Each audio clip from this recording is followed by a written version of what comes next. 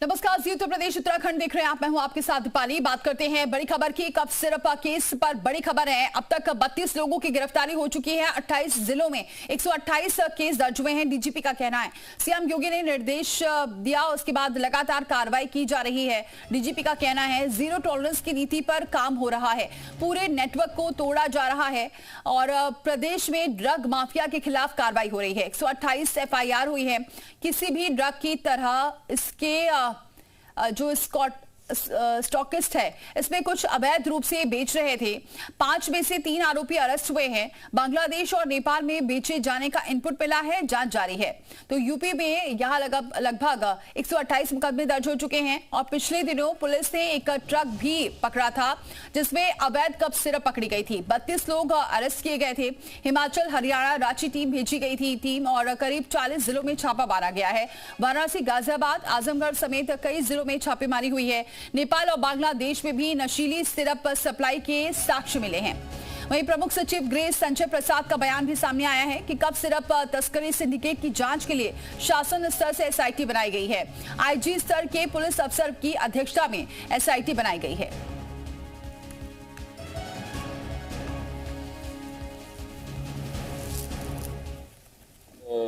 पिछले 2 महीने से इसमें साक्ष्य संकलन किया गया, इंटेलिजेंस कलेक्शन किया गया और कुल मिलाकर के एफएसडीए ने 128 एफआईआर जो है हमारे 28 जनपदों में, प्रदेश के 28 जनपदों में वो लॉन्च की हैं।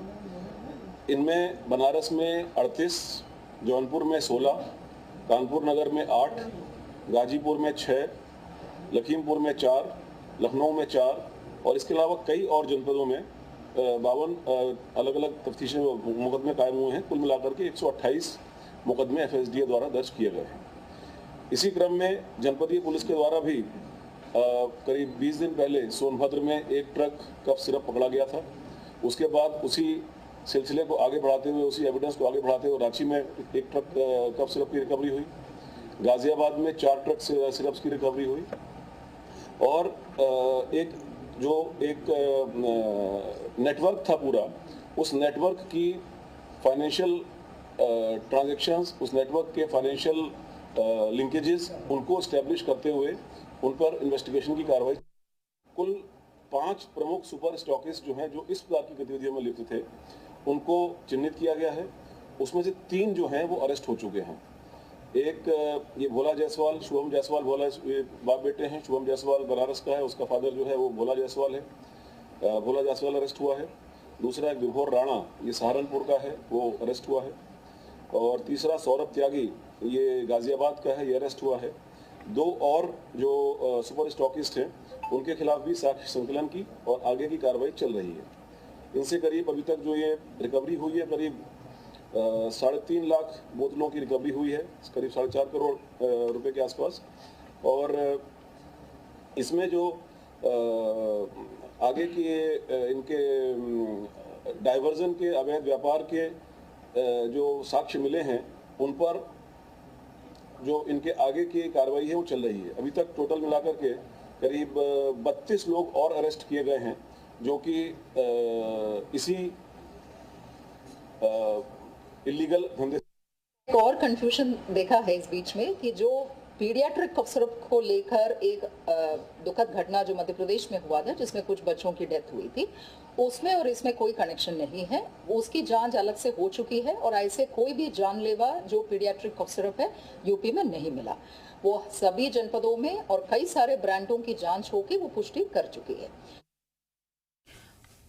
तो वाराणसी में भी कफ सिरप सिंडिकेट पर एसआईटी की कार्रवाई जारी है। कोलकाता से 2 फर्म संचालकों, निशांत फार्मा के प्रतीक मिश्रा और विश्वनाथ फार्मा के विकास सोनकर को गिरफ्तार किया गया है।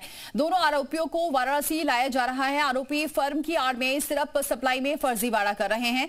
फर्ज की जगह सिरप कहीं और भेजा जा रहा है और वाराणसी से जुड़े 5 लोग गिरफ्तार हो चुके हैं।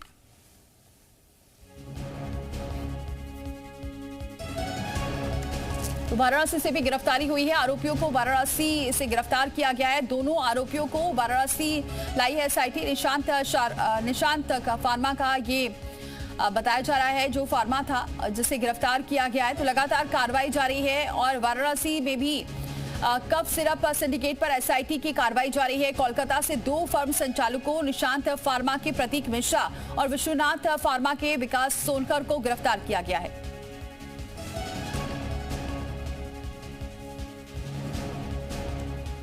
लखनऊ से खबर है, नशीली सिरप सिंडिकेट पर खुलासा हुआ है। कई फर्मों और दलालों की मिलीभगत मिली है। ईडी कर रही है फार्मा कंपनियों की जांच और जांच संबंधित डिस्ट्रीब्यूटर्स की भी जांच चल रही है। कंपनी ने 2 फर्मों को सप्लाई किया था। ये सिरप अभिषेक शर्मा की दिल्ली स्थित फर्म को सप्लाई किया गया था। शुभम की रांची स्थित फर्म को भी ये सप्लाई हुआ है। विभोर राणा के करीबी है अभिषेक। शुभम तस्करी कर बांग्लादेश भेजा जा रहा था। सिरप बिहार झारखंड में भी ये सप्लाई हो रही थी। पश्चिम बंगाल में भी यह सिरप भेजा जा रहा था। हिमाचल के बद्दी में बना था यह नशीला सिरप। तो लगातार एसआईटी इस पर जांच कर रही है। तस्करी का भी जांच किया जा रहा है। कई फर्मों की तलाश लगातार की जा रही है। तो ईडी भी अब छापेमारी कर रही है, जिसपे बाकी राज्यों में जहां जहां सप्लाई किया जा रहा था उसकी जांच की जा रही थी। तो दिसंबर 2024 में बंद हुआ था उत्पादन। दवा के नाम पर सप्लाई हो रहा था जहर। तो अब ईडी कई फार्मों की जांच कर रही है। नशीले सिरप सिंडिकेट का खुलासा रोज हो रहा है। शुभम की रांची स्थित फर्म का नाम भी सामने आया, फिर वहां पर भी जांच की गई है और इस तरह से ईडी लगातार छापेमारी कर रही है। तो तस्करी कर बांग्लादेश भी भेजा गया था। ये सिरप बिहार झारखंड में भी सप्लाई हो रही थी। तो हर जगह हर राज्य में सप्लाई की जा रही थी। अभिषेक शर्मा के दिल्ली स्थित फर्म को भी सप्लाई किया गया था। सीधे रुक करते हैं विशाल हमारे सहयोगी और जयपाल हमारे साथ वाराणसी से जुड़ चुके हैं इस खबर पर। विशाल, लगातार जो सिंडिकेट है उसे तोड़ा जा रहा है, छापेमारी लगातार की जा रही है और भी खुलासे हो रहे हैं कि कहां कहां ये सप्लाई किया जा रहा था। देखिए, इस पूरे मामले की अगर हम सिंडिकेट की बात करें तो ये सिंडिकेट केवल भारत में ही नहीं है, भारत के बाहर भी ये पूरा जाल जो है ये फैलाया गया था। सबसे बड़ी बात है कि जो सिरप की बोतल 140-160 रुपए का जिसका दाम तय किया गया था, वो जो है बाहरी देशों में 400 से 500 रुपए में बेची जाती थी। इसका सबसे बड़ा कारण ये था कि जहाँ जहाँ पर शराबबंदी है वहाँ पर फोकस किया गया था। जो मुस्लिम देश हैं वहाँ पर शराब नहीं बिकती है, ऐसे में वहाँ पर नशे के लिए इसका कारोबार किया जाता था। सबसे जो इसका रूट होता था ये म्यांमार के जरिए जो है इसको बाकायदा जो है तस्करी की जाती थी। और अब इस रूट को खंगाल रही है जांच एजेंसियां। लगातार इस पूरे मामले को लेकर एफआईआर हो रही है। शुभम जायसवाल और उसके तमाम जो साथी हैं उनके खिलाफ लगातार जो है कि करके एफआईआर दर्ज हो रही है। तमाम जो फर्म्स इसमें इन्वॉल्वमेंट है उनके खिलाफ एफआईआर हो रही है। और ये सबसे बड़ी बात है कि जो पूरा रैकेट जो पूर्वांचल से फैला हुआ है ये अलग अलग राज्यों में फैला हुआ है। इसके साथ साथ सबसे बड़ी बात है कि यहाँ पश्चिम बंगाल का रूट जो है वो जो है ट्रैक किया जाता था। तो इन सब चीज़ों को लेकर भी अब ईडी की एंट्री भी हो चुकी है। ईडी भी इस पूरे मामले को लेकर अब जांच कर रही है। तो अब ये कहना बिल्कुल गलत नहीं होगा कि लगातार एक बड़ा प्रहार जो है वो नशे के सौदागरों पर किया गया है। और कल भी उत्तर प्रदेश के डीजीपी की तरफ से प्रेस कॉन्फ्रेंस की गई। इसके साथ साथ तमाम जानकारियाँ जो हैं वो दी गई एफएसजीए की तरफ से भी। तो अब ये कह सकते हैं कि एक जो बड़ा ये सिंडिकेट था इसको जो है तोड़ने में कामयाब हुई है टीमें। और अब इसको लेकर धीरे धीरे और भी आगे कार्रवाइयाँ होती हुई नजर आ रही है। लेकिन जो ये म्यांमार वाली जो बात निकल के आई है, बांग्लादेश वाली निकल के आई है, इसको लेकर भी जांच एजेंसियां पूरी तरह से सक्रिय हैं और लगातार इस पूरे मामले को लेकर एसआईटी जो है वो अपनी जांच कर रही है। ठीक है विशाल, अब बने रहे। जयपाल का जरा रुक करते हैं क्योंकि वाराणसी से भी गिरफ्तारियां हुई हैं। जयपाल, यहाँ से क्या अपडेट है, कहां से गिरफ्तारी हुई और क्या जानकारियां हासिल हुई हैं? हुई हैं जिसको पुलिस ने सामने भी रखा है। दोनों आरोपियों से ये कबूल भी करवाया कि उन दोनों ने शैली ट्रेडर्स के नाम पर फर्जी फर्म बनाए और ड्रग लाइसेंस लिए। इसके बाद उन सभी ने प्रति बोतल कुछ रुपए के मुनाफे के आधार पर हर महीने 30 से 35 हजार रुपए के आधार पर लोगों को हायर किया और लोगों को अवैध असलहों, अवैध हथियारों और अवैध जमीन के कारोबार में भी लगाया और इन पैसों से करोड़ों रुपए बनाए गए। इसके आधार पर और भी लोगों को इसमें शामिल कराया गया। तो ये पूरा जो रैकेट है वो बहुत बड़ा नेटवर्क पूरा तैयार करता था। और जैसा कि हमारे सहयोगी बता रहे थे, ये बांग्लादेश भी जाता था, वाया नेपाल होते हुए ये बांग्लादेश इस सिरप को लेकर जाया जाता था।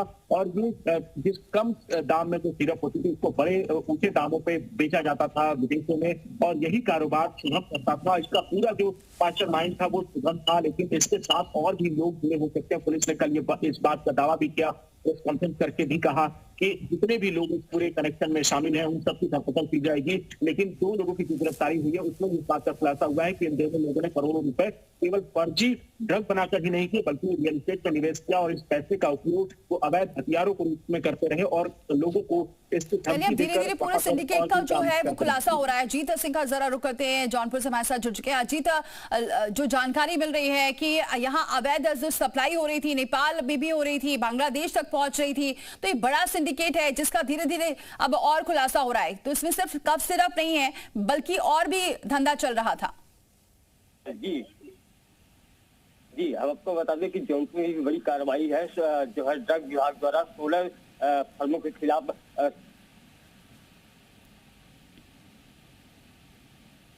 पूरी तरह से जांच करना। सबसे बड़ा सवाल ये है कि 6 ऐसे दुकानों को लाइसेंस दिया गया जिन पर कुछ जब पुलिस द्वारा जांच की गई तो वहां पर और दुकान मिला। तो ऐसे में विभाग पर भी एक सवालिया निशान खड़ा है कि बिना जांच किए ही 6 दुकानदारों को कैसे लाइसेंस दे दिया गया। हालांकि ये सिंडिकेट बड़ा है, जो यहाँ पर 57 करोड़ के दवा आए थे और जो कागजों पे दवा थे और ये जो है इनको रांची और झारखंड में भी सप्लाई की गई। जी बहुत शुक्रिया अजीत, विशाल और जयपाल हमारे साथ जुड़ने के लिए, जानकारी हम तक पहुंचाने के लिए। तो अब